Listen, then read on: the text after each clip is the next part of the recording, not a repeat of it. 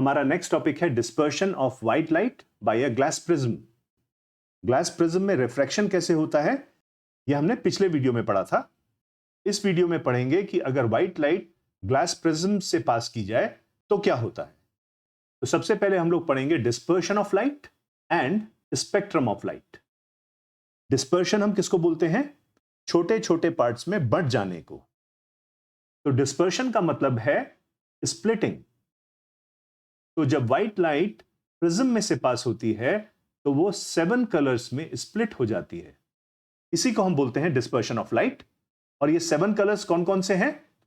Violet, indigo, blue, green, yellow, orange and red, जिनको हम collectively बोलते हैं, ये टर्म आपने सुनी होगी, विबग्योर।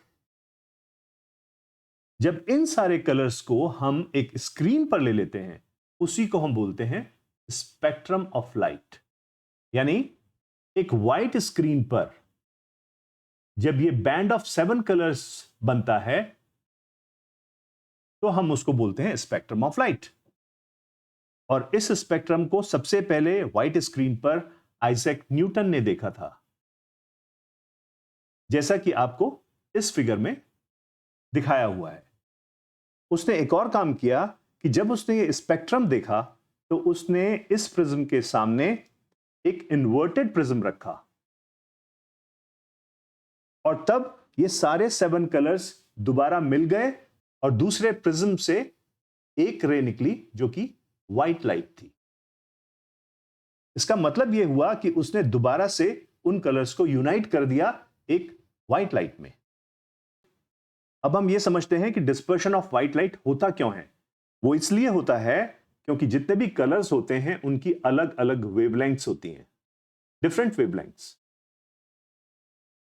और अलग अलग वेवलेंथ्स होने के कारण वो अलग अलग एंगल्स पर डेविएट करती हैं, deviate through different angles when they pass through prism. Interesting बात यह है कि रेड सबसे कम बेंड होता है, यानी उसका रिफ्रैक्शन सबसे कम होता है, और वायलेट कलर का सबसे ज्यादा रिफ्रैक्शन होता है, तो वो सबसे ज्यादा डेविएट करता है, उसका एंगल ऑफ डेविएशन सबसे ज्यादा होता है। ऊपर फिगर में भी आपको दिखेगा, यहां पर वायलेट है जो कि सबसे ज्यादा बैंड हुआ है और इस एंड पर रेड कलर है जो सबसे कम रिफ्रैक्ट हुआ है। इसके बाद पढ़ते हैं what is critical angle of incidence. यह कॉन्सेप्ट बहुत इंपॉर्टेंट है यह समझने के लिए कि रेनबो कैसे बनता है। अगर आप एंगल ऑफ इंसिडेंस को बढ़ाते जाएं तो एक पॉइंट आता है, if we increase angle of incidence, तो हम एक पॉइंट पर पहुंचते हैं जहां एंगल ऑफ रिफ्रैक्शन 90 डिग्रीज हो जाता है। इसका मतलब क्या हुआ कि जो रिफ्रैक्टेड रे है वो ट्रेवल करती है दोनों मीडिया की बाउंड्री पर, दूसरे मीडिया में जाती ही नहीं है। तो इसको कहते हैं क्रिटिकल एंगल ऑफ इंसिडेंस, और इसको हम शॉर्ट में क्रिटिकल एंगल भी बोल देते हैं। क्रिटिकल एंगल को समझते हैं डायग्रामेटिकली। ये 3 सिचुएशंस हमने ली हैं, सिचुएशन 1, सिचुएशन 2 एंड सिचुएशन 3। अगर इस केस में देखें तो नॉर्मल रिफ्रैक्शन हो रहा है, नॉर्मल रिफ्रैक्शन। और ये किस केस में हो रहा है? जब angle of incidence critical angle से छोटा है। अभी हमने पढ़ा था कि एंगल ऑफ इंसिडेंस को अगर हम बढ़ाते जाएं तब हम क्रिटिकल एंगल पर पहुंचते हैं। अगर angle of incidence critical angle से छोटा है तो नॉर्मल रिफ्रैक्शन होता है। लेकिन अगर हमारा angle of incidence critical angle के बराबर हो गया तो जो इंसिडेंट रे है वो रिफ्रैक्ट हो जाती है 90 डिग्रीज टू द नॉर्मल। ये हमारा नॉर्मल है, और इसके 90 डिग्रीज पर रे रिफ्रैक्ट हो जाती है along the boundary of 2 media. यहां पर जाती ही नहीं है, इस मीडिया में एंटर नहीं करती, दोनों मीडिया के बीच से निकल जाती है। एंड थर्ड कंडीशन जो समझना बहुत इंपॉर्टेंट है कि अगर angle of incidence critical angle से बड़ा हो जाए तो क्या होगा?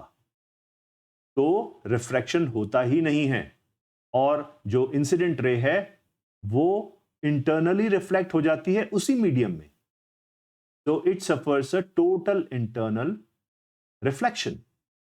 इन तीनों सिचुएशंस को आप अच्छी तरह याद कर लें क्योंकि आगे इनका यूज आने वाला है। अब फिर से पढ़ते हैं कि टोटल इंटरनल रिफ्लेक्शन होता क्या है। तो जैसा अभी अभी हमने पढ़ा था, अगर एंगल ऑफ इंसिडेंस बड़ा हो जाए क्रिटिकल एंगल से तो कोई रिफ्रैक्शन नहीं होता और लाइट रिफ्लेक्ट हो जाती है उसी मीडियम में। लेकिन ऐसा होता कब है? यह बहुत बहुत इंपॉर्टेंट है।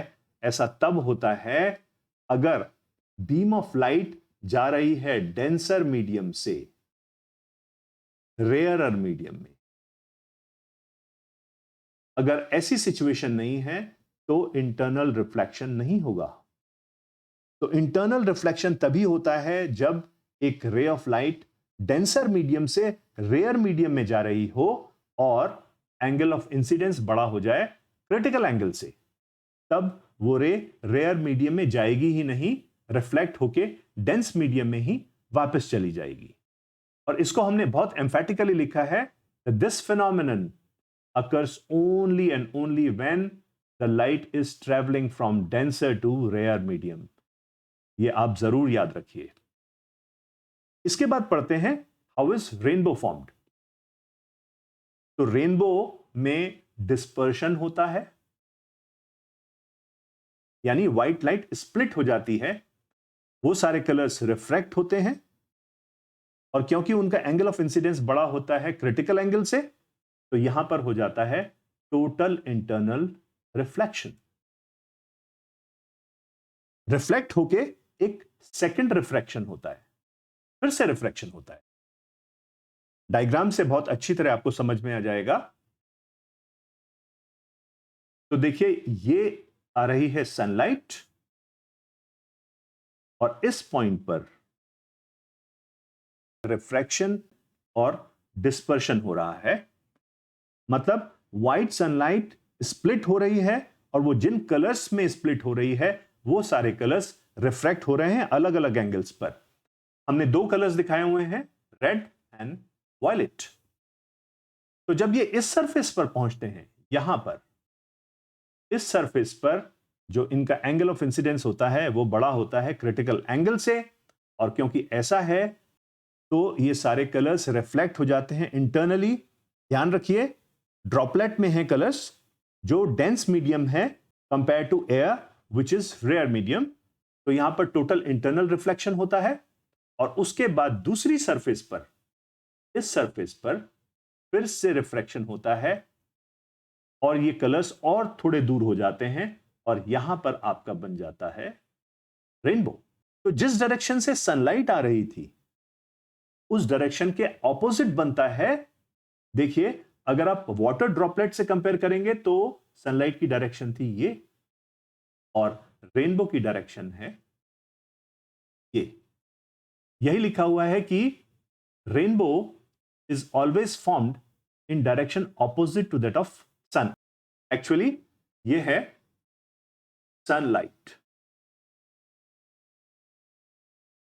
तो इस वीडियो में हम यहीं तक पढ़ते हैं। नेक्स्ट टॉपिक लेते हैं अगले वीडियो में। अगले वीडियो का लिंक हमने आपको नीचे डिस्क्रिप्शन में दे दिया है।